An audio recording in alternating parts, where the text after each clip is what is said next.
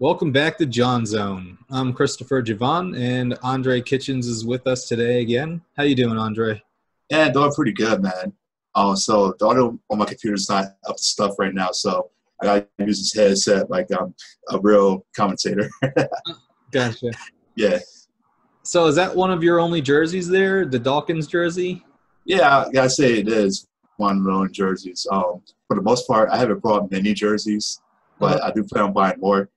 But right now, this is probably one of the only ones, and also my favorite one. gotcha. Yeah. I know on AliExpress and DH Gate, the letters DH and then spell out the word gate. If you Mhm. search those terms into Google, you should be able to find on one of those websites pretty cheap jerseys between $14 and $20. Now, we're not Oh, sponsored by AliExpress or DH Gate, but if they want to sponsor us, that'd be awesome. yeah. Because I'm wearing a Super Bowl Alshon Jeffrey jersey. And Nice. I thought it looked okay, like online. You know, you think that if you're spending, I think it was over $100, you would think that they would stitch something, like maybe some of the letters or the numbers, or maybe the Eagles logo or the arm patch on the side with the eagle there, but nothing. It's the cheapest thing ever. It looks like they just painted it on like a design, but this jersey's horrible, and I got it on the NFL Pro Shop. So do not go on to one of those websites. Go get yourself a nice, cheaper jersey from DHgate or AliExpress for really cheap. And the reason I'm saying you should go do that is because Nike, Adidas, all these companies, they're using slave labor, like basically using child labor anyway, like forcing kids to work in terrible conditions, no matter what. And those are the companies that are selling you your gear for these different sports teams. So honestly, if you're gonna support, child labor and terrible living conditions and things like that, you might as well get it from the source. Hmm. So you're not paying some sleazy American middleman who hasn't done anything with his life other than take advantage of the fact that he was born rich and make a profit off of child labor. When screw it, if there's no other way to get it besides child labor, just pay the child laborers. Hmm. Problem solved. Okay. So moving on to our first subject for today, something that we actually mentioned, I think it was like 3 sessions ago, but we were having some technical difficulties, so it's hard to say. Offensive projected starters, we want to know what their stats are. So we're going to be going over what we think some of their projected stats for the season will be. Now, it all starts and ends with the quarterback, especially because we don't have our security blanket Nick Foles in there anymore. Do you even know who the names of the backup quarterbacks are, Andre? Well, man, I mean, so Nate Sudfeld Mm-hmm. is one of our backup quarterbacks. Right. The other guy, he's a training camp guy, but honestly, I don't believe that we'll be carrying 3 quarterbacks this year.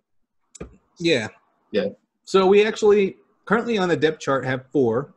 Mm-hmm. Carson is penciled in after he signed his new re-up with us, and he's going to be here for a good while, hopefully. So congratulations, Carson. Yeah. And then they have Nate Sudfeld, someone who he doesn't really seem like he has great arm strength, and why he's on an NFL team, I don't know.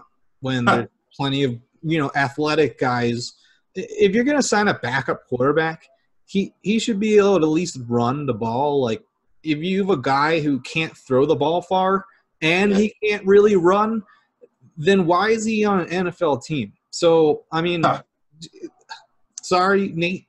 I'm pretty sure you're a really good character guy, which is one of the reasons you're on the team, not because of your actual skill. But if you look at the next guy, someone who is kind of the opposite, it seems like he does have a lot of natural talent, but isn't, the greatest of grasping the offense, at least so far, is this rookie we just picked up, Clayton Thorson. So this guy actually has a cannon for an arm, and that's kind of why I was, looking at him. Now, you can't be an NFL quarterback and just have a cannon for an arm. You have to be smart. You have to be able to throw different throws. And that's one of the things that limits Matt Stafford as a quarterback. He's got a bullet or a rifle for an arm, and he can't throw a lob to save his life.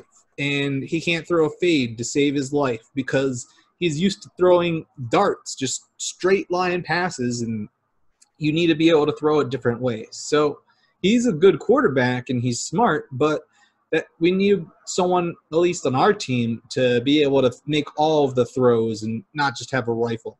So Clayton Thorson looks like a project, and I can see him staying on the team as a third stringer. Now he's battling another guy, Cody Kessler, someone who I don't think has a big arm or whatever either. So, I'm pretty sure we signed him because we owed someone a favor or something like that. Because I think Clayton Thorson, as far as physically speaking, I think he has similar measurables to Carson Wentz. Oh yeah, he's a tall guy. 6'4", about 225, and he's also from Division II quarterback program. Now, a lot of people, they say, "Oh, D2, it's not to the same level as D1."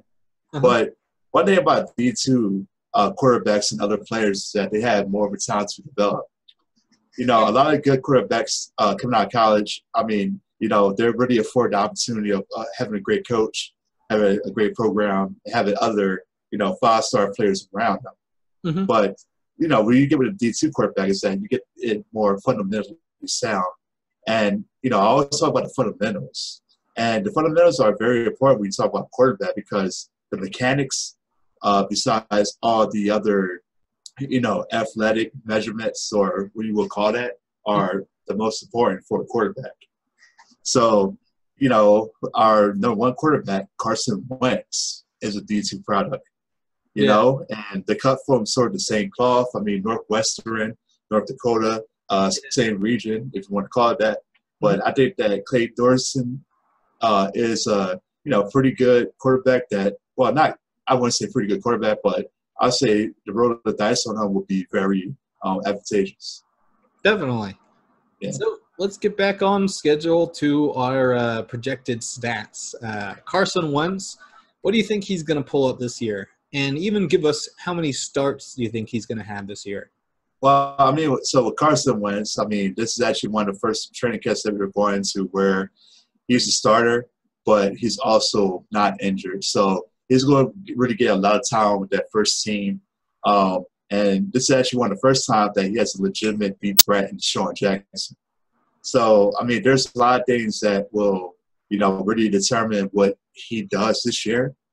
I think that the health of Sean Jackson and also his own personal health will really determine what he does this year. But I say that if he is healthy for all 16 games and he can protect himself and we also can protect him, I think that Carson Wentz might go for over 4,000 yards this year and maybe over, 32 touchdowns. And a lot of them went to Zach Ertz. Yep. Yeah. How about you, man? Well, a little disclaimer I want to send out to people. Patrick Mahomes got 50 touchdowns last season. That's not something that regularly happens. Getting above 30 touchdowns a season is great. So if you get above 30 touchdowns, you're usually having a great year, or hopefully you're not just picking up garbage time stats. But that should mean that, you're able to get the ball in the end zone pretty frequently. Breaking the 40 touchdown barrier is something even, pretty hard to do. And not that many quarterbacks have done it.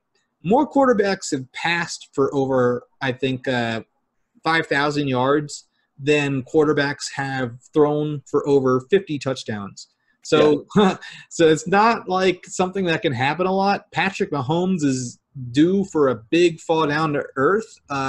He's probably going to get something around 35 or so, maybe even lower than that touchdowns because, Tyreek Hill's gone. We don't know how long. Kareem Hunt is gone. Yeah. They have a rookie wide receiver. And then, no one expected him, so everyone's going to be game planning against him. But he's still pretty good. Carson Wentz, though, I think Carson Wentz is going to have a better year than Patrick Mahomes. So Okay. bringing that topic full circle, the reason I was mentioning that, I wanted to put the disclaimer out there. This doesn't mean that Carson Wentz is going to throw for 50 touchdowns. Like, okay, Carson Wentz is going to have a better year than Patrick Mahomes, but Yeah. Patrick Mahomes is going to have a significant dip in production just in stats. He might still have a great season and still have a great record and go pretty far. I hope Andy Reid does that, but that doesn't mean, it's easy to put up 50 touchdowns every single year. It doesn't just happen. Yeah, because sorry. Yeah. Man, because with Patrick Mahomes, I think that, he really brought a new dimension, or like I said, a familiar dimension to football, which is the no-look pass. And, for the most part, that's something that you really see in basketball. Oh, yeah. You really see that in basketball more so than you would see it in football. I mean, because, that requires a little bit more finesse, but I think that's really a big part of this game. But I think that once once the defensive coordinators really catch up with that, they'll find out ways to, take advantage of that, because that's not really advantageous if, you're not staring at your receiver going down a route. It gets the pass off quick, but I think that certain decisions will be affected by that if that's really a major part of your game. Definitely. So, yeah, I agree with you, man. I mean, I think that, Patrick Mahomes due for a slide this year. Mm-hmm. Yeah. So my projected stats, I actually think Carson is going to get somewhere between 37 and 40 touchdowns, maybe even 41. But honestly, getting over 41 is, something that we might not be able to do.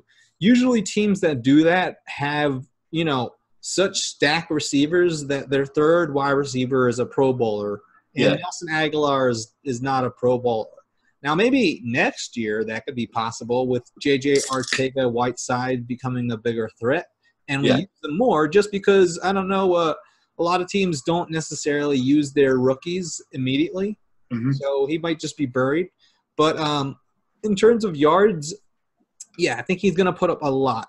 And we'll get to why in a tiny bit with we're going to talk about Deshaun Jackson. But honestly, I can see him having 4,254 yards. So something around that range, a little bit above, a little bit below it, is something perfectly within reason for Carson Wentz to have this year. We do as good as I think we're going to do. I actually think we're going to probably sit our starters for the last game of the season. So, honestly, he's going to get 14 to 15 starts, but one of those is coming – or one of the missed starts is coming off of the fact that we're going to be sitting our players in that last week. Yeah. So, I don't usually sound this optimistic about the Eagles' season, but – I mean, everything looks great this year. Some people can recognize talent when they see it. Usually those people are world champions. Zach Ertz is a world champion, and he said that this team has more talent by far than the 2017 season. And I believe him. Something about a world champion speaking about experience of winning the big game, it sounds credible to me. So, really optimistic. So, like you said, Zach Ertz. So, is that the next guy you want to get on to? Heck yeah. Yeah. Let's get it. I think he's going to do. Well, I mean, because I think that the ball will be spread out more this year. Because last year, I mean, we had a lot of injuries in the offense. Our deep threat, Mike Wallace, got injured for most of the season. Yeah. Alshon Jeffrey had Alshon Jeffrey himself had the shoulder injury, still lingering. And I think that, Carson Wentz, he just had a lot more confidence in Zach Ertz. Yeah. So this year, I don't think that Zach Ertz will break his record that he set. Yeah. But I think that he'll have a good year. I'm saying maybe 72 catches for, 1,100 yards or somewhere around that area. Because Yeah, because for the most part, Carson Wentz, he likes that security blanket. I think that every quarterback does. And then Zach Ertz being one of the best receiving tight ends in the league. I think that he'll put up Pro Bowl numbers, but it won't be exactly how it was last year. Yeah. So I totally agree. And something you forgot to mention is also we are missing Mac Hollins, injured reserve, wasn't on the field. And then all of our running backs, too, that can catch the ball. Corey Clement was injured. Jay Ajayi was injured. Josh Adams even got some. Like Wendell Smallwood dealt with some injuries. Like it was a rough sledding. So all of that meant the guy on the field was going to get the most catches, and that was Zach Ertz most of the time. Yeah. So, Carson did target him a little bit too early and a little bit too often, but that also might have to do with, Alshon Jeffrey coming back from injury, the adjustment to the new offense. But hopefully, with all these injuries that I'm praying don't happen to our team this year, that won't be something that happens again. So Zach Ertz, I can see him it's a double-edged sword. We have all these weapons around, so that means that he's going to get less targets. But at the same time, when he does get those targets, he's going to be more wide open. So I can see him another point I'd like to make, I kind of feel that after winning a Super Bowl and midway through the season, it didn't look like we were going to make the playoffs.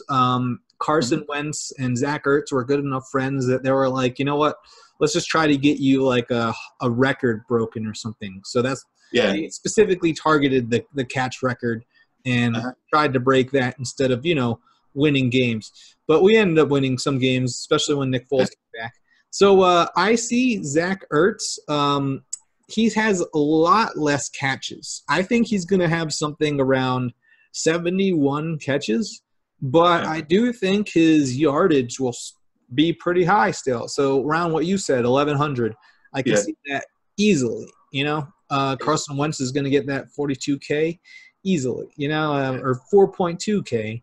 And it's going to be pretty strong performance year for a lot of the players on the team.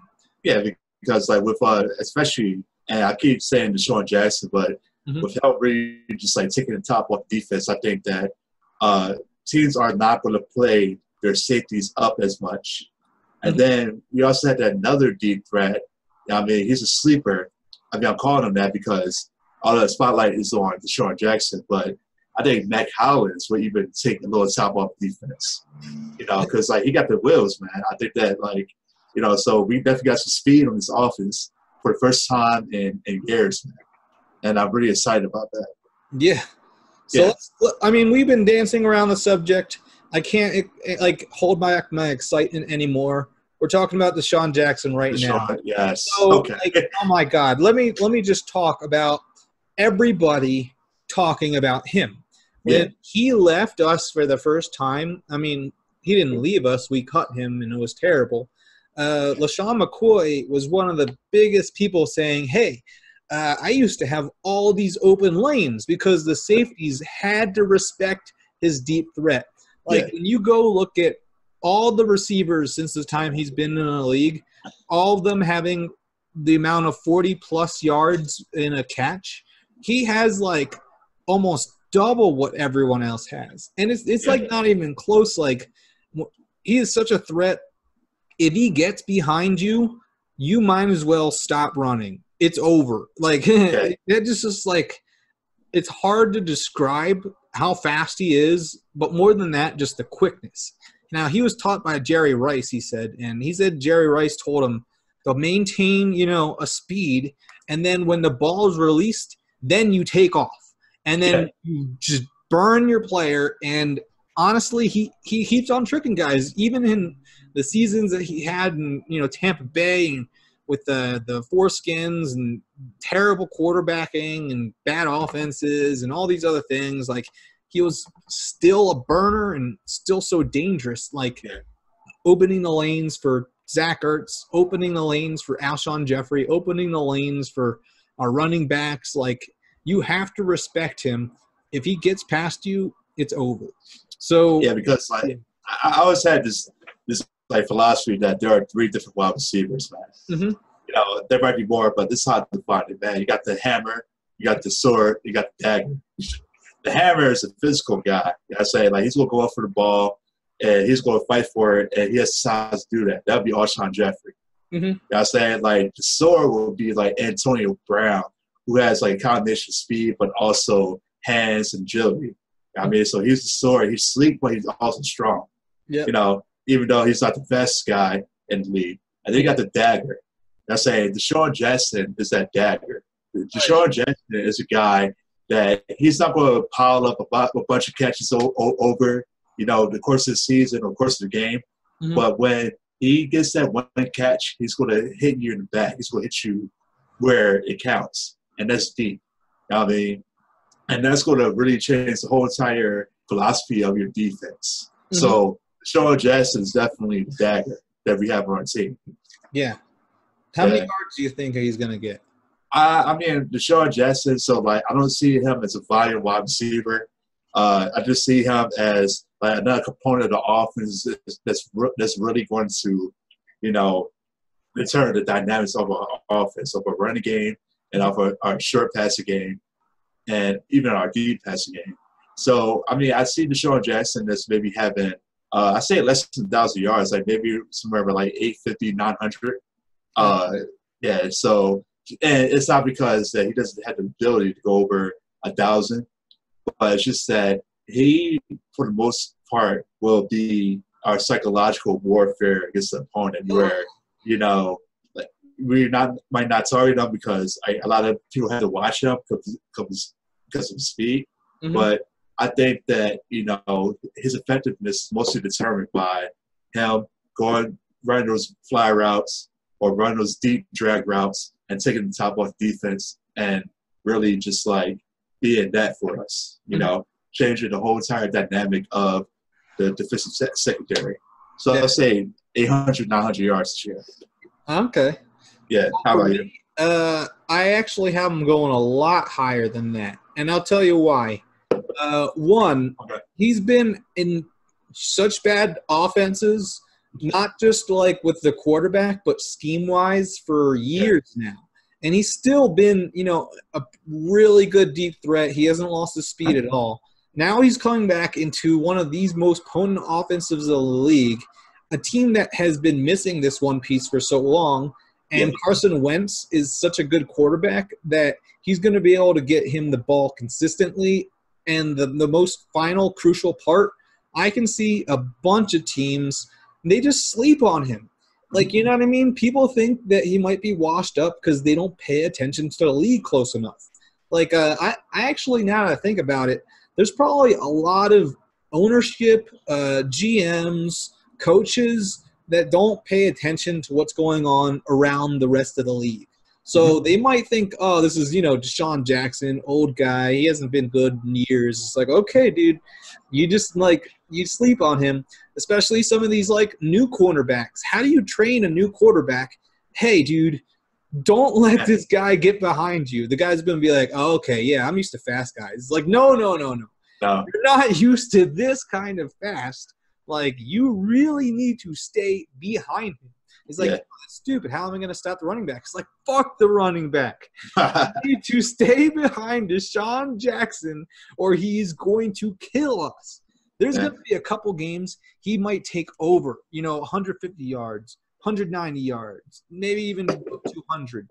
And he's going to get a couple touchdowns. I can see him having such a resurgence, especially because, you know, I see Zach Ertz welcoming him back into with open arms. And for Carson Wentz, that stamp of approval from his best friend is something that, like, goes a really long way.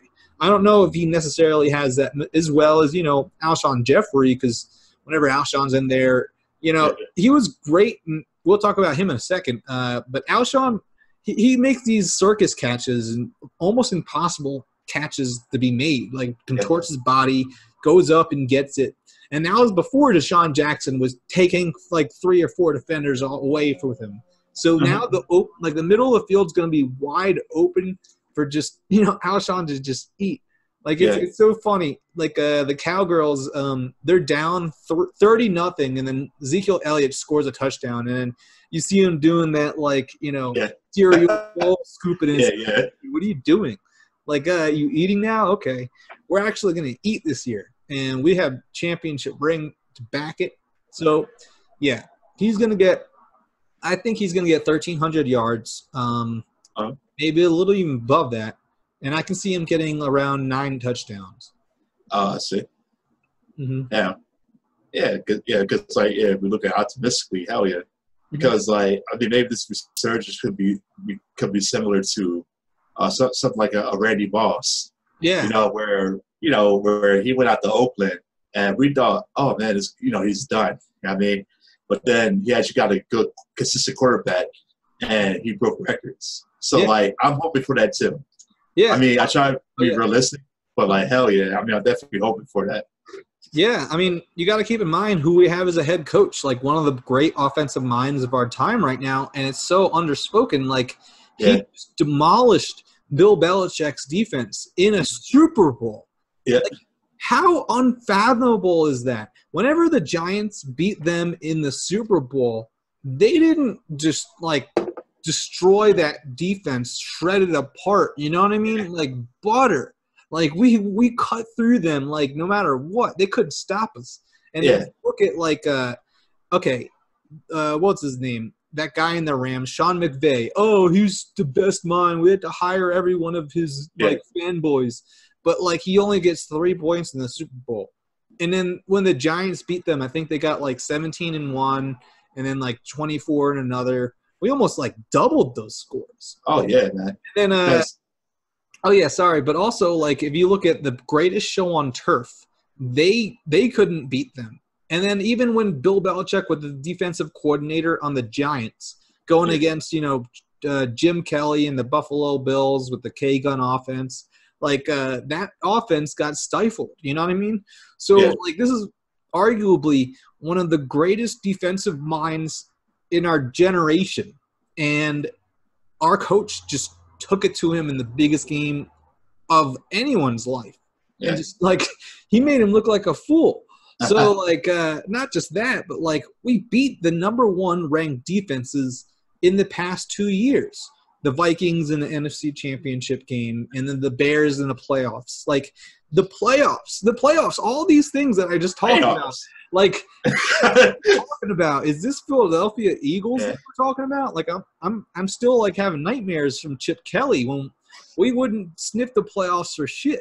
Like, or when we did get there, we would barely even do anything. Like because like DP, I mean, Peterson, no penetration, but like DP, man, like what he brought to the table was just like a stop aggressiveness that it was just like meathead aggressiveness.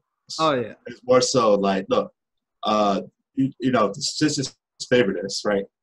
So he missed the analytics with progressiveness, or sorry, aggressiveness. Yeah. Because like when most people are aggressive, they're like the old Viking juggernauts who would just like go crazy. We're just gonna go for it every 4th down. But see, he's really strategically aggressive, and I think that's what makes him a very good offensive coach. Yeah. And I think that we're going to win a lot of games with Doug Peterson. Yeah. I mean, if you just said it yourself, aggressiveness. What is more aggressive than an 80-yard bomb to Deshaun Jackson? Like, we're talking about an aggressive ass, a dicey coach. Just like, whew, I hope people don't realize around the league how good he is. Like, it's such a fortunate thing when you think about it that we didn't hire him as our offensive coordinator. We hired him as our head coach. Yeah. Like, you know what I mean? Like, this guy is set with us. There's no higher position that he could be seeking. And, man, like, Howie Roseman and Jeffrey Lurie, like, even Andy Reid. Andy Reid made a phone call to one of those 2 guys and said, hey, I hear you're needing a head coach. This guy needs it. And Andy Reid, like, he gave us a Super Bowl through that. Thank you so much, man. I mean, if we don't win this next Super Bowl, I hope they win it. The Kansas City Chiefs, just so Andy Reid can get it. Yeah, just so what? Yeah, so I guess, I guess like the projections for the running backs is something that it's not about individual player. I think that for this year we'll actually have a running back by committee. Yeah. Because like Jordan Howard, I mean, he showed some potential. And then Miles Sanders, the rookie coming in, second round draft pick. So I don't think we have anyone really solidified at running back. Mm-hmm. So Chris, you might have individual stat projections, but me, I just want to project for the group. I think that, okay. For the most part, we'll finish top 8 in rushing. Top 8 definitely, because our offensive line is strong this year. Mm-hmm. And then we have a lot of like promising young talent this year. Mm-hmm. And I think that, when we're like beating their asses in pass game, passing to, Alshon Jeffrey and Sean Jackson, I think that our running game was just like ball these guys. So I think in top 8, maybe second or third for rushing overall this year. Gotcha. How about you, man? Yeah, no, I see us having a really great year rushing, and in terms of the group, I see us finishing within the top 6. We really are attacking it the right way. However, credit to you, filling in multiple roles. You can't just have a bell cow now because look at Todd Gurley got injured, and then they weren't the same team anymore. And what happens if like Ezekiel Elliott decides I want the most money possible and leaves the Cowgirls? They don't have anybody. And then Kareem Hunt in Kansas City. Yeah, like their offense was not the same when he got basically cut by the team. They were not the same. Yeah, it's a tough subject, and don't want anything bad to happen to people. That's actually something we're going to talk about later. How some of the crimes of the league seem to be punished way more than others. For example, like marijuana is being punished worse than beating up a kid or a woman. Yeah. A fully grown professional NFL weightlifter, NFL player, like works out for a living. We're going to punish him less for near killing somebody. But okay. So moving on. You know what? I'll give my small projections. I see Jordan Howard getting around 700 yards and rushing. That should be fine considering, we got Miles Sanders, Corey Clement, and then, we don't really know who's going to make up the backfield after that. It might be Wendell Smallwood. It might be Josh Adams. Hell, it might be even a undrafted free agent rookie or someone like that, but we don't know. So the first 2 guys I am projecting, Jordan Howard, I think also – I can see him having a decent amount of touchdowns too. So 9 touchdowns or 10 touchdowns. Okay. And then Miles Sanders, I can actually see him making around 400 yards rushing and 250 yards receiving, which doesn't seem like a lot. But when you consider we have such depth in running back and we're going to be using multiple guys back there, you combine them, and that's a decent amount. So he's really going to be, our Swiss Army knife. Corey Clement, I can see getting a bunch of receptions as well if he's on the team. I hope he is. But, Miles Sanders, he might get like 30 to 40 receptions. Work him in a little bit later into the season. Hopefully his hamstring or whatever issue isn't a problem anymore. So, okay. I think that's it for the offensive starters. Oh, yeah. What about Alshon Jeffrey? Oh, yeah, Alshon Jeffrey, man. I can't forget about him. Because, honestly, he's one of the less flamboyant number 1 wide receivers in the league. Alshon Jeffrey, I think that this is probably the first year that he'll actually get over 1,000 yards for us. Okay. And the reason why I think that is because, I keep talking about Sean Jackson taking the top off defense. Mm-hmm. But I think that, a lot of lanes will really open up for him. And a lot of in our slot receivers will definitely open up some mid-range passing lanes for Alshon Jeffrey. Mm-hmm. And then we already know he has the best hands on the team, hands down. Yeah. Out of all the wide receivers, out of everybody. Mm-hmm. So I think that, Alshon, man, I think that, he kind of reminds me of a Jason Avant, but, totally upgraded. And, Jason Avant was our slot receiver whereas he had great hands, but he didn't have the speed or agility.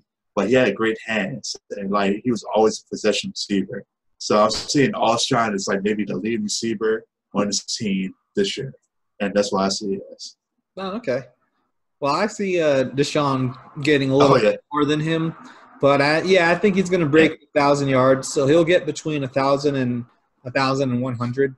I actually see him jumping up in touchdowns to around 11 because he's such a great jump ball specialist. But unfortunately, on the subject of Alshon Jeffrey, as many of you might have heard, there was that bombshell report that came out from I think it was ESPN, detailing how they some players on the team were upset with Carson Wentz, preferential treatment towards Zach Ertz, and all these other things. Now, like, it was probably a mix between the truth and the stretching of the truth because, like, after a bad game, I feel like a lot of the players were trying to defend our offensive coordinator who was new and inadvertently made it sound like Carson was worse than he really was. I mean, there's a little bit of truth into it, but I think the reporter went a little extra in, insinuating too much, So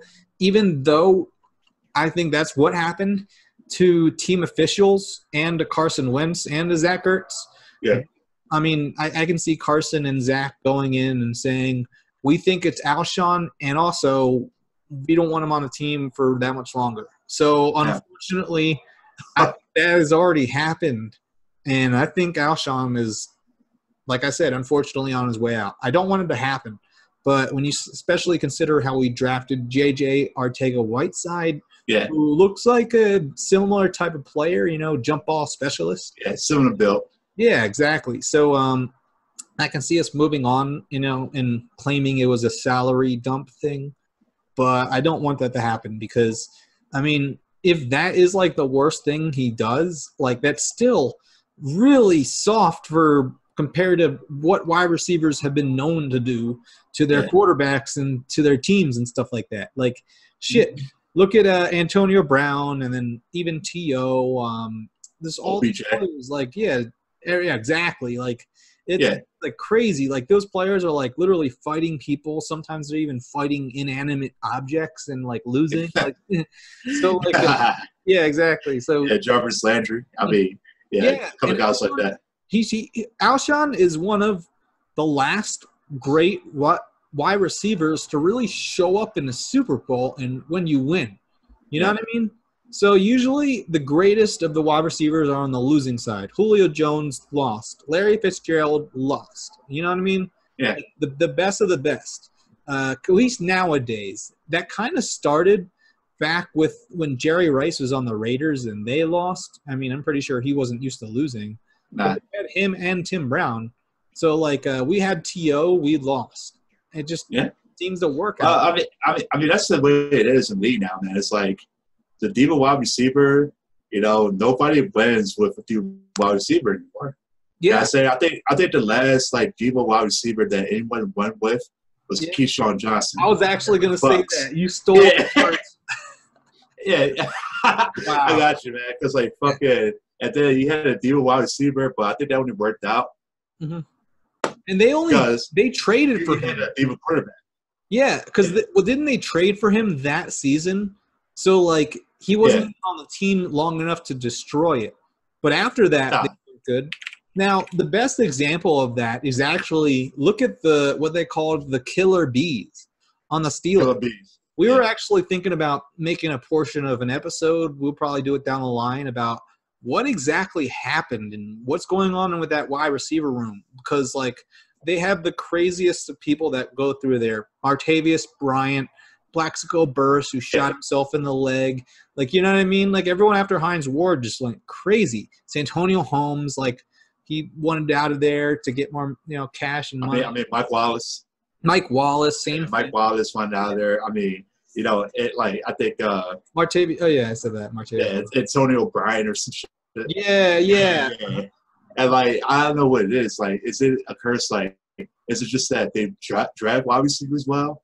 Or is it that, like, there's a culture that really is conducive to making deal with wide receivers. What the hell is it? Well, we'll talk about it more in a later episode. I think it's a combination of them being able to draft really good wide receivers. They have a great wide receiver coach, but at the same time, it's almost like the Packers. Pittsburgh isn't like the biggest place, and there's no basketball team. So like the people that live there and are sports, stars are literal celebrities, and they get this cult-like following, and it gives them such a big head, So we'll talk about that in another episode, but yeah, there's a whole dysfunction going on there. But Alshon is pretty tame, and he showed up in the Super Bowl. So there you go. Okay, so that wraps up our basic projections for the majority of our offensive starters. And moving on to the next subject,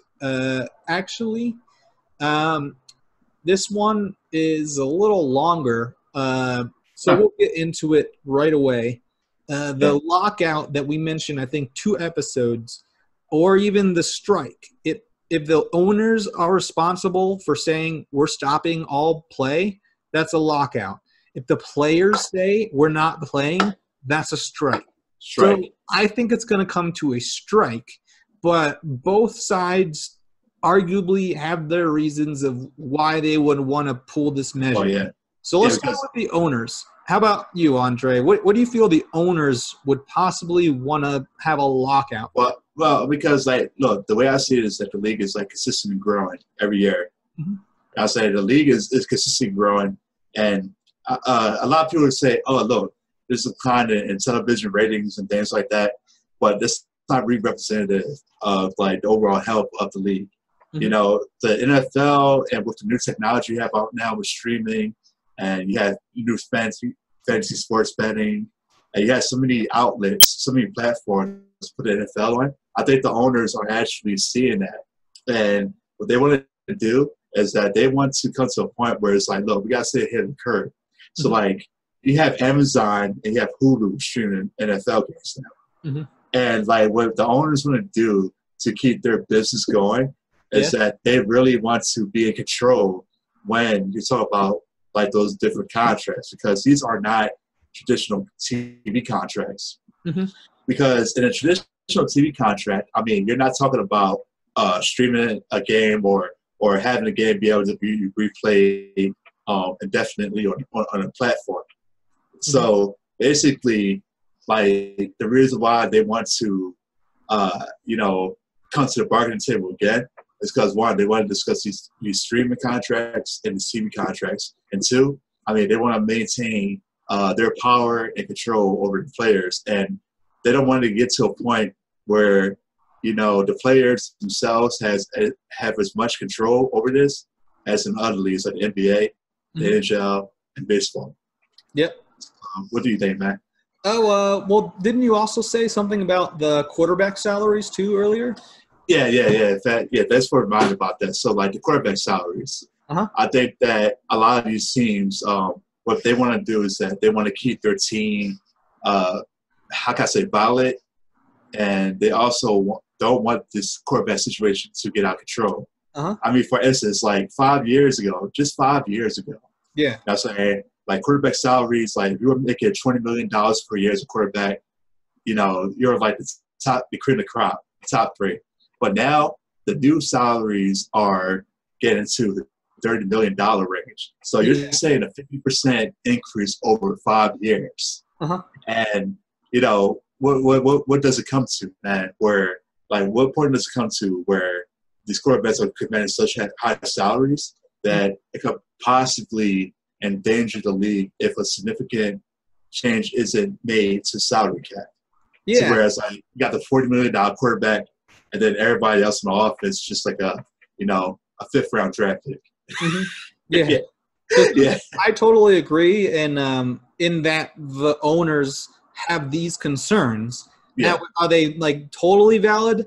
So I can sort of see the quarterback salaries one being an issue because if your quarterback is taking up 40% of your roster and you can't afford to lose him, you're going to have to pay him. So you can't afford to fill out the rest of your team. So thinking from the owner's side, they are probably concerned about like how that kind of seems to be the trend. And it's Yeah. always usually players looking at each other and they're saying, hey, well, I'm better than that guy. I should be paid more than him. So Oh, yeah. bump up my salary. And then all of a sudden, some random team is like, hey, no one wants to come here unless we pay him a shit ton of money. Yeah. So we'll just oversaturate this one salary to get this player who isn't worth that money. But then all the better players of him are looking at that guy and saying, hey, wait, I need more money than that guy because that guy's a scrub. So, like, yeah, that is kind of a problem. So the salary cap, it's not like an easy fix. We'll have to probably discuss that next episode, some suggestions to fix the salary cap. Topics. Something I think that actually wouldn't cause any problems. I don't see any negatives at all. Yeah. What if all injured players, their salaries get taken off of the salary cap? So let's say you go through a horrific leg breaking, like your quarterback's done for that year. Then for that year, until he's healthy, you have to pay him, but it doesn't count against your cap. So they use that money to either sign a backup quarterback or a couple of other players, maybe fix that offensive line or something like that. Would that make sense? And do you see any like negatives to that? I mean, so I would say that, yes, I mean, from a pure competition standpoint, if every team was just like straight up about competition, they're like, all right, look, that seems very great because then, you know, if our quarterback or top player goes down, we have an insurance policy. But with how it is now, I think that a lot of like teams would actually take advantage of that. And then a lot of players would actually be in cahoots, man. You know, imagine that if like, I mean, you're a great, you know, let's say like you're Aaron Donald, but like you're not just 26-year-old Aaron Donald, you're 30-year-old Aaron Donald. You're on the last like contract before the trade, right?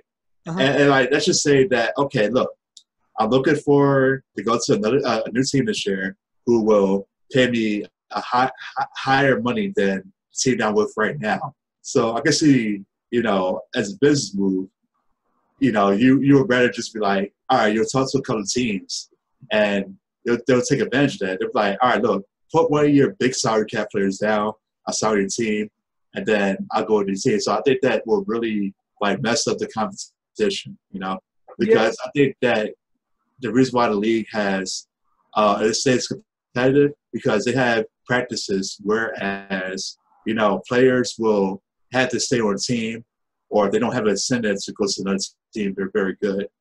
You know, not all the time. How about you, man? Well, you never know because I can see, like, I didn't see those arguments or problems before. But perhaps they can make it so the player has to sign off on the, you know, injured reserve part.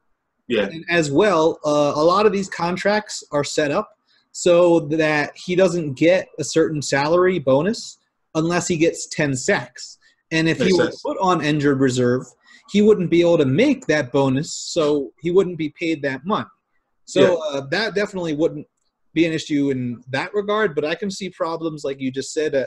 Good thing you mentioned it because that's always why you need two heads at least for any kind of discussion or any kind of argument to bring up points that you might not have thought of yourself.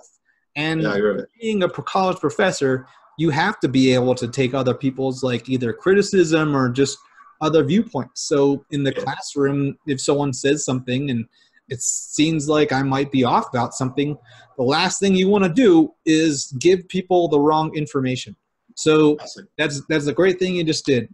All right. So, that was definitely valid arguments. Well, at least those are concrete arguments that we think the owners have. Now let's look at the player side. This is where it gets a little longer. So the first thing I want to talk about is something that I think we can all agree with. Roger Goodell is a scumbag. Like the guy straight up like doesn't admit that head trauma causes concussions and concussions causes brain damage and that head trauma causes brain damage. It's like, okay, let's just take you into a room and hit you on the head with this metal bar and you're not going to get brain damage, my dude, because that's what you said, right? No, Yeah. that's obviously going to give him brain damage. So, yeah, there's something else. The punishments that he gives out seem to have no basis in reality. He's like in some fantasy world and just reacting to how he views the public. You know, he's making what, $56 million a year, and just makes a couple of decisions and basically an asshole to everybody and lying. Because like when you look at like someone like Roger Goodell, man, I mean, because like, you know, the NFL is very big. I mean, it's like a multi-billion-dollar industry. So in that industry, like, I mean, when you get that big, you need to have politics involved. It's like Roger Goodell is like the president, right? I mean, you know, then you got different things checking that. I mean, you got the, you know, Congress, which is like the Players Association, and then you got the House, which is, I guess, like other owners. Like personnel owners. Yeah. But yeah, so like it's a series of checks and balances right there.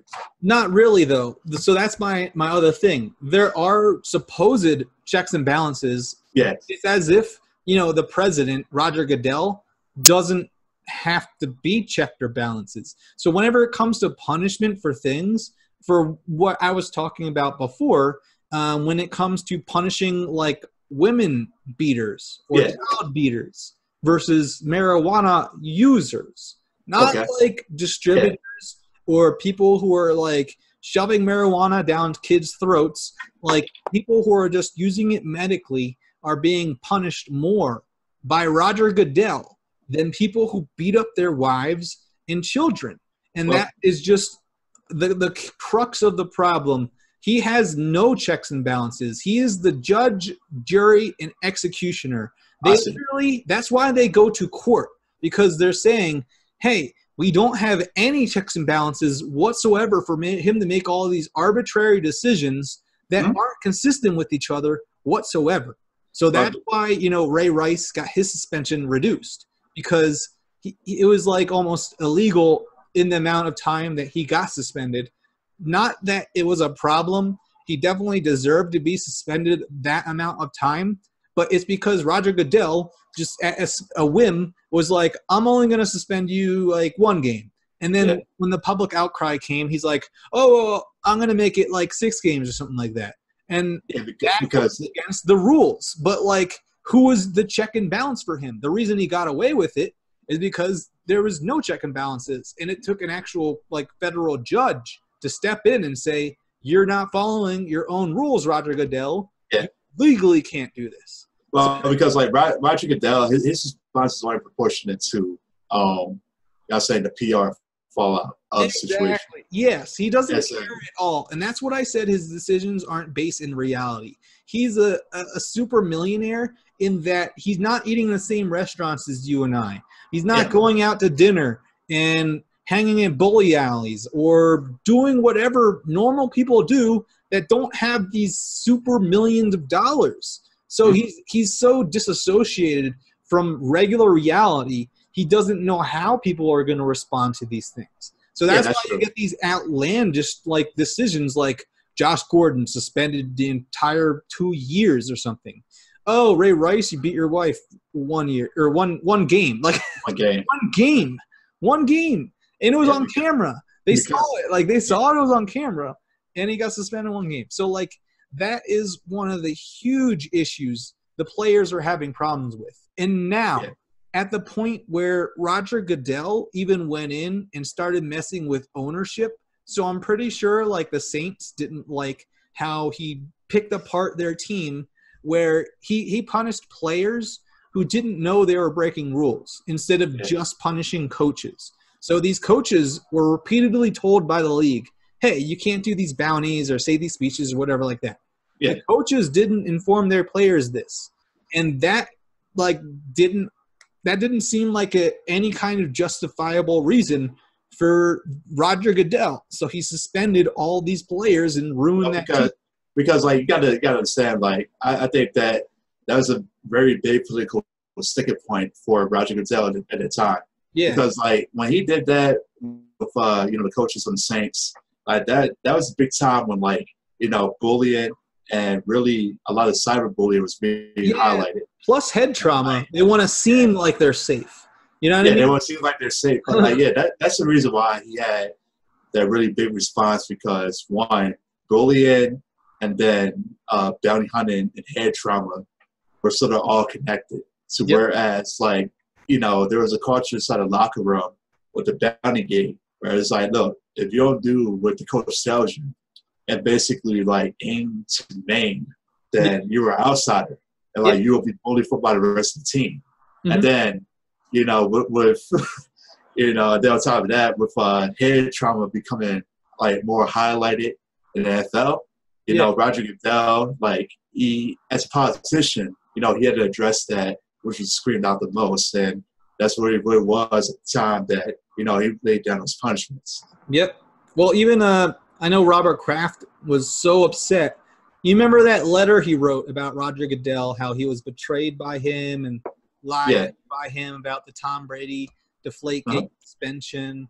So, he was usually one of his biggest supporters. So, honestly, who knows? Like, hopefully Roger Goodell has made so many mind-numbing decisions and made the league look so bad. Yeah. I mean, I can see the ownership's, like, trying to get rid of him or replace him, but also, like, the power that he has is kind of ludicrous. Like, that kind of absolute power should not exist anywhere. So, like, especially on National Football League, where all these owners now are saying, well, oh, shoot, this power has gone out of hand. This is affecting us now. Like, suspending owners or whatever, like, for games and stuff. Who knows what's going to happen to Robert Kraft with this massage parlor scandal. So, like, like he could be on a suspension list and he could be fighting it, and and all of a sudden, who knows? Like, Roger Goodell, you were out. Like, sorry, buddy. So another thing that we kind of mentioned, the players are also concerned about the league not doing enough, or even admitted that there's like rampant brain damage, mental concussion issues from like repeated blows to the head and this trauma in the game. And all the rules and all these things that they put in the game that try to make it seem safer, they're bullshit. And everybody knows that. Like, most of these things are not making the game actually safer. I would go over each one of them, but it's just way too long to go over. Yeah.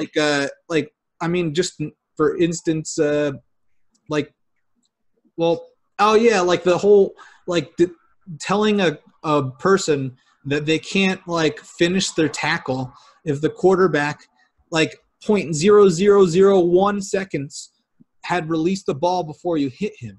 Like, you can't be launching at somebody and stop in midair, or you can't be running towards someone at full speed and be expected to like pull away, because that's how like you get injured. Like, or even like you might hit another part of him because you're trying not to tackle him correctly. You know what I mean? You want them thinking about clean tackling. The way to not do that is to put in like these rules where, remember Clay Matthews, that almost like derailed the Packer seasons the year ago. Like, he had like all these sacks and they kept on calling them like roughing the passer, and they ended up losing those games, multiple games. Like, and it's like, what the heck? He was like not intentionally trying to land his body on the guy, but how else is he supposed to get him down? Like Ben Roethlisberger, quarterbacks like that, they're big guys. You're not going to be able to just like push them and they fall. Well, this is my take on it, man. I think that really this is just like more so a collaboration between the NFL owners and the NFL administration. I think that the owners are really concerned about these hits and everything, because like these players are essentially investments, man. I mean, just think about like most companies in this country, right? 80% of them are small businesses, right? I mean, and they're not bringing in millions of dollars. But like when you think about a quarterback, they're paying $30 million per year for it. Yeah, I'm saying that's essentially a small business. That's more than a small business. That's an investment. That's the domestic wealth of a small country. Yeah, small, like Grenada. That's Grenada. And so it's like, bro, you want to do the best that you can to protect your investment. And you want to do it within the context that really fits your agenda or your prerogative. Mm-hmm. So I think that's the reason why they're pointing it out. And then on top of that, from the PR perspective, they definitely want to point that out because they want the NFL to continue to grow, and they don't want these fears to persist in the NFL. No, I agree with you on those things, especially the quarterback one, which is why I was like, this is probably not the best example to use. There's probably better examples to use, but kind of building on what you were saying, it's almost admitting there's a problem if owners are concerned about their quarterbacks getting hit and considering them long-term investments. Yeah. At the same time, they're not outright admitting the problem. They're not admitting that concussions are bad for you. You know, that head trauma is bad for you. Well, because like it's I know that because they'll be in hook for lawsuits or whatever. Yeah. But like, I mean, honestly, that hypocrisy is driving the players insane. It's the same thing where they're not allowed to drink most of the season. Yeah. I mean, some players I'm pretty sure get away with it, but like, look at John Manziel, who drank his way out of the league. It's a problem. Yeah. Like, you're not like they enforce you to not take social media posts as an NFL player with drinks in your hands or anything like that. And then because like they got their alcohol sponsors. Well, that's what I was going to say. There's actual no. Actually, that's not an issue at all. Like I see. Other people like so like the actual players are not sponsored by Budweiser or whatever, but the league is. But like you see commercials literally in the middle of the game, basically yelling, "Drink, drink, drink, drink, drink our shit." Like that's what beer commercials are. Like, want to be real about it. So, like, they're saying, okay, like, you don't even let us take pictures with alcohol, but you're trying to sell it, like, blatantly to little kids even. Like, you know what I mean? Little kids are watching football. That's subliminal messaging grilling into their mind that they're going to get hot women and have great times if they, like, drink a lot. Like, oh, guys, you know what I mean? Because most of those beer advertisements are targeted towards dudes, like, I'm not the one who makes up these beer advertisements, and I'm not the one drinking beer. I'm gluten intolerant. So blame everyone but me. But anyway, okay. So those are a couple of things that the players aren't liking. Another thing is, we kind of brushed up against it, is the guaranteed money. So, like a lot of other sports, you can talk about how they play more. You know what I mean? You can talk about how they, are at more games and there's less players, so they get paid more. But what the NFL players are concerned about is the guaranteed money portion. So, like in the MLB, I think everything is fully guaranteed.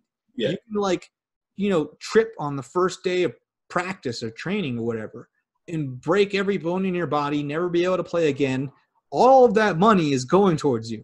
But in a sport where, people get brain damage and it's way more contact sport, things like that, they think that, hey, our guaranteed money should be a little bit more too. Maybe not fully guaranteed, but like it's not unreasonable to say, hey, look at the injury history of us compared to other leagues. We deserve more.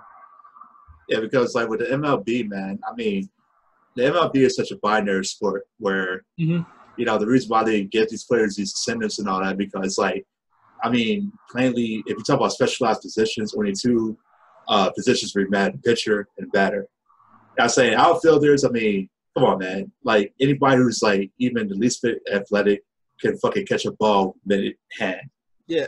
And then it's a ground ball that's like, that has a really, high arcing angle, usually, that you can catch.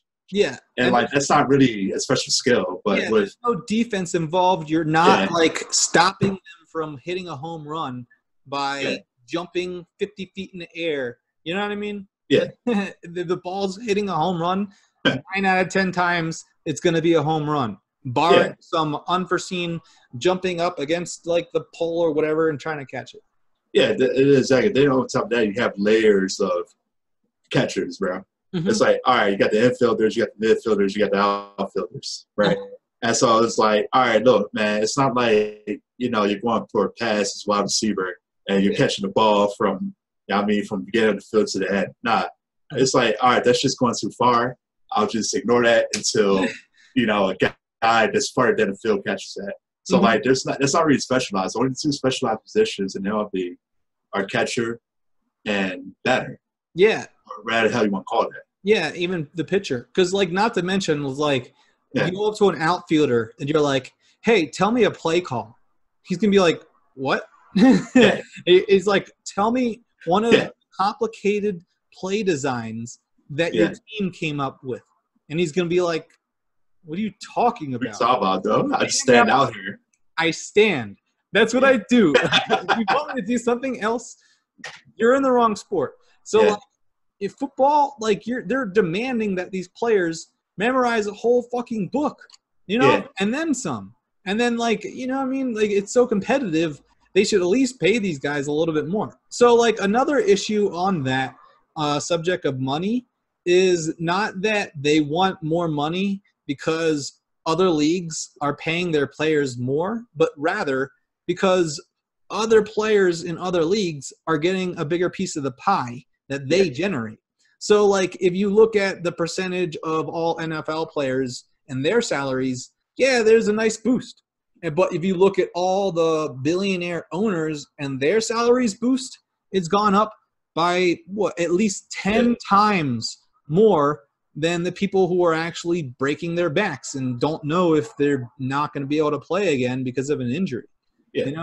Or just someone jumping in, taking their spot. So, bunch of reasons. And do you want to add any points on that, Andre? I guess I would add the point that I would say that, players in other leagues, they seem just to demand a lot more power. And they get it because I think for the most part, you don't have a team that's as big as the NFL roster. On top of that, some positions in the NFL are seen as more important than other positions. Don't get me wrong, it's all connected. But a punt returner is not going to be seen nearly as important as a quarterback or a franchise quarterback. I would say that. And so I think that, there's this inequity of power that really, creates a thing for the players where they can't really get the things they want because of the many different positions and the division between the importance of those positions. Yep. Well, I also think on that point, players are a little fed up of, these players are in a bigger position of power like the quarterback and definitely have more to their say, but they shouldn't, silence everybody else if they're not causing an actual problem. So there's this owner's mentality. I'm not saying a slave owner's mentality, but a mentality where we are in charge of this thing and everything will fall apart if you even slightly disagree with us. You know what I mean? It's an authoritarian rule, which is, kind of ridiculous when you think about it. It's if you sign a piece of paper and you join a company, the argument is, hey, that company can do whatever they want. And it's not really, though, because that company can't impede on your civil rights as a human being. Rights, that are specifically written out in the amendment. And, if you want, you're not going to fire majority of the league, which is pretty much everyone who's fed up with this whole mentality. We have a diverse league full of minorities who want to just be able to speak or do whatever they want and not be punished or criticized for it. And the owners are basically freaking out because they're used to micromanaging and controlling everything, and they're just not smart. Honestly, they're not smart. They're not thinking progressively. They're and most of them don't have any kind of championship pedigree to back up all these claims. Which one of these guys were in football? All these owners just, either inherited their family's fortune or they made a fortune using some cheap methods, horrible practices and things like that, and ended up buying the team. They don't know anything about football, and they don't know anything really about, people running ships. These guys are so affluent. the common need for people like you and me, they don't see as us. And I'm not saying this because of like race. They think all workers are just property. They think all workers are just little spokes on a pen. You know what I mean? Or like little gears that make up a giant machine. And they're like, hey, shut the fuck up. You're just a tiny little gear and you shouldn't be riding or whatever. It was like that. And it's like, that's okay, well, like, you need all of us fucking gears because you're not turning any goddamn things yourself, you old piece of shit. Like, get off your high horse of what you inherited. Like, you're a disgusting human being. And, like, this is not even, like, a race thing. Like, they treat common workers. And I never understand why people, doesn't matter what race they are, will support these rich assholes in power of, you know, either in politics or whether they own a company. They're not your friends. These guys aren't looking out for you. When's the last time, like, the owner of one of these super conglomerate companies called the average nobody into their office and said, you know what, like, my salary just increased. Like, I got this $30 million bonus I gave myself. You know what? I'm just going to give you more money. That doesn't happen. These guys aren't our friends. Like, they're not looking out for you. Like, I'm not going to say that I'm, like, poor, but I don't have enough money to call myself rich. So I'm not in, like, I don't think I'm in the 1%. So, like, you know what I mean? If you're not in the 1%, there is absolutely no reason to support these guys. They will use you. Like, I mean, they don't view the average worker, white, black, doesn't matter what you are. They don't view the average worker as anything more than a little gear. Like, you're nothing. So there's no point of supporting these guys. You know what I mean? Gotcha. And people don't want to be treated like gears. It's like, hey, I'll win you a fucking Super Bowl if you let me just, you know, tweet once in a while or something, or if you let me, you know, go to my protest that has nothing to do with you. Oh, gotcha. Yeah. So that's my little rant about these owners. But, yeah, they're just so tight about controlling the league that all the other leagues are way farther in just basic human rights of what you're allowed to do. So that's something that they're really worried about, you know, in this next contract discussion with CBA. Yeah, gotcha. Do you have any last points to add about this CBA argument?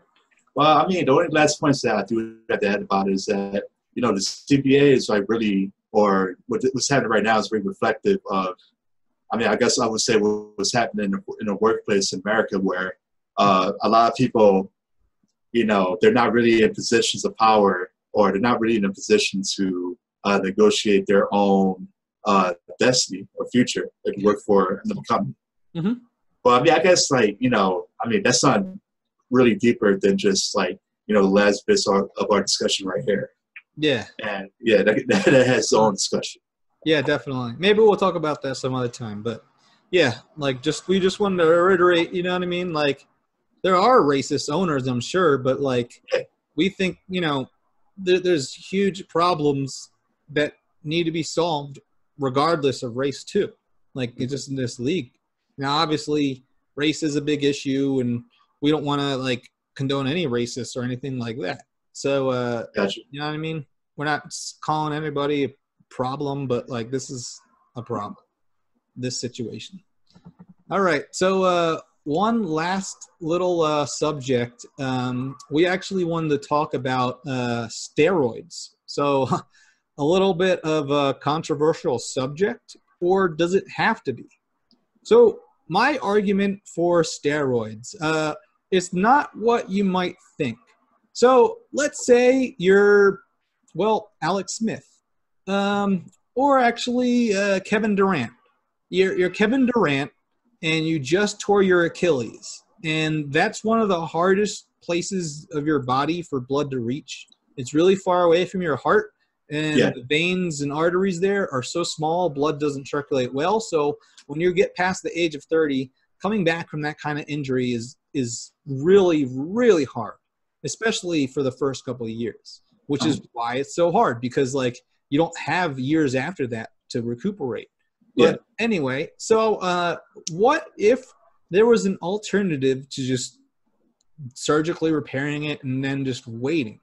My argument is, what if we study steroids to use them for medical purposes? Now, I'm not talking about, just injecting him with steroids and then his whole body will just start roiding up. I'm talking about precision technology that obviously needs to be researched, and then they inject in only a specific area of their body would gain these, I guess, superhuman feats of recovery. So like building or rebuilding this muscle would become a lot faster. Instead of a 9 to 12 month wait, maybe it would only be a 2-month wait, So like there's obviously downsides to steroids, which is why there needs to be some kind of research for this. But the way I hypothesize, and not being a doctor, this can be complete bullshit. But what if you're using stem cells, and recently they found out you can create stem cells using your skin cells. So there's no dead babies involved. So they can actually, just take some of your skin cells and convert them back into stem cells. So there's also no issue of your body rejecting these stem cells. So what they would do is kind of use steroids on these stem cells. So these stem cells would go and build it really fast, and do it better. But at the same time, the steroids are not being injected into you directly. They're being absorbed by these stem cells and only these stem cells. So just these cells in this targeted area would become super regenerative. So hopefully some kind of technology like this would exist, and Klay Thompson, Kevin Durant can tear their ACL or Achilles and be like, you know what, this isn't the end of my year. So what are your thoughts on that? My thoughts on that, so I do have a degree in biology myself. Oh, okay. So, my thoughts on that are if that were possible in an ideal world, that would be, great, that we can have our athletes back faster, and they're not using that necessarily cheap, but they're using that to recover. But then on the flip side, I guess you got to observe the long-term effects that, these chemicals would have on their athletic performance. I think that, realistically speaking, if you were to use steroids more commonly, or if they were more accepted, it will give you some short-term gains, but in the long term, these athletes will probably be ruined by the use of that. I do believe that, yes, if you were to use something that would make athletes recover better, faster, and you were to really get that out there, I think that would be pretty useful to the league. And then I also think that would be pretty useful to the average person in recovery. Yeah. The only thing that you had to worry about is long-term effects of, using steroids, or even using stem cells, modulated stem cells for that. Well, hopefully the research, and that's why I said there needs to be research. Hopefully they're able to synthesize something that doesn't cause these long-term effects. So, obviously these stem cells might have long-term health effects, but the rest of your body hopefully wouldn't. So, at the same time, when has the NFL really cared more about the safety of their players than the making money? So if you're, getting your quarterback faster to recover, he's going to make you more money. You know what I mean?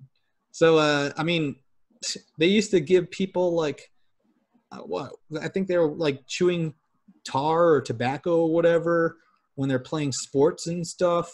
Yeah, that's mostly in baseball. Yeah, people used to drink beer at halftime of different games, even football and stuff like that. They're not adverse to using painkillers, which clearly has adverse effects. They really don't care that their players are having adverse effects, especially if they're able to get away with it. But if they're not able to get away with it, they might still try and just deny, which is what they're doing with the concussions. So, you know what I mean? They're just hoping people would die faster than would be able to come after them. Yeah, I agree with that. Yeah. Okay. Well, did you have any last points you wanted to add, Andre? Today, I think I got out who I really want to get out today. How about you, man? Yeah, pretty good day today. Yeah. I'm glad it's summertime and it's nice out. It's late, but it's still bright outside for me at least. So Oh yeah. loving this weather. Hoping everyone has a great time. And Oh yeah, oh yeah, I guess I got rid of the weekly sponsor. So sponsor this week, usually what I grab from Closet is a Walmart shirt, right? So if you ever need something for like casual business wear, or you just need to pick up somewhere shopping, always pick out a random Walmart dress shirt. It has the collars, it has buttons, it has everything you need to fit right into the office. yeah. So I won't name a specific brand, but Walmart dress shirt. Well, actually, that is a specific brand. Walmart is a brand. So like, Nah, but I mean, I would like to point out to our audience that we actually are not sponsored by Walmart. yeah. Yeah, Walmart is not paying us, so YouTube don't take down our video or anything for incorrectly. But I do suggest looking into DHgate or AliExpress, looking for those cheap ass jerseys. I mean, like I said, if you're gonna be paying slave or child labor anyway, you might as well pay the source. So Gotcha. yeah. So hopefully one of those companies will hook us up with some stuff or give us a sponsorship. Gotcha. Thanks for stopping by. This was episode 5 of JawnZone. We'll catch you guys later. Yep.